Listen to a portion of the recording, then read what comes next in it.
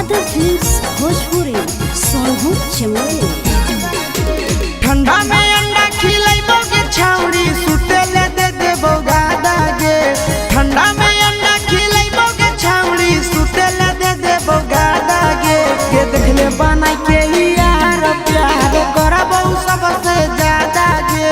देखले बनाई के यार प्यार करबो सबसे ज्यादा गे। ठंडा में अंडा खिलाइबो के छाउरी सुतेले दे देबो गादा गे। ठंडा में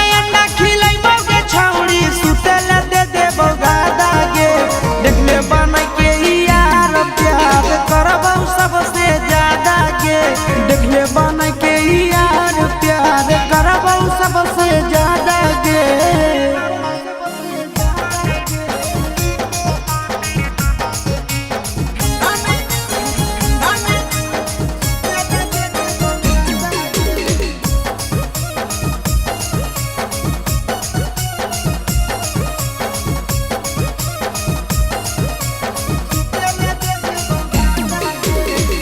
मानो हियो दिल से छौड़ी हियो दिलवा लागे। कतही नहीं मिलतो ऐसन प्यार करे वाला गे। अहे गे मानो हियो दिल से छौड़ी हियो दिलवा लागे।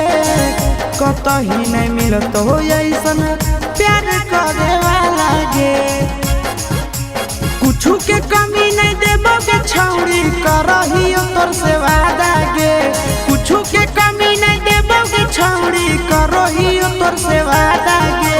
देखले बन के यार प्यार करबो सबसे ज्यादा गे। देखले बन के यार प्यार करबो सबसे ज्यादा गे।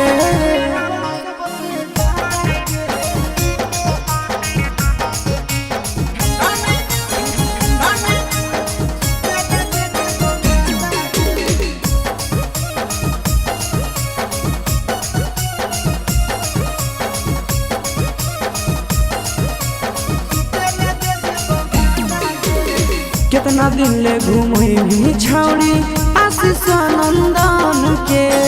कोई भी हमर सुख छौड़ी खुश रहतो मन गे।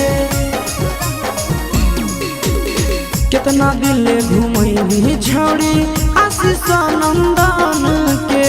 कोई भी जब सुख हमर खुश रहतो मन गे। आगे तोरे बनाइबो दुल्हन छौड़ी हमर हवी राधा गे। तोरे बनाइबो दुल्हन छौड़ी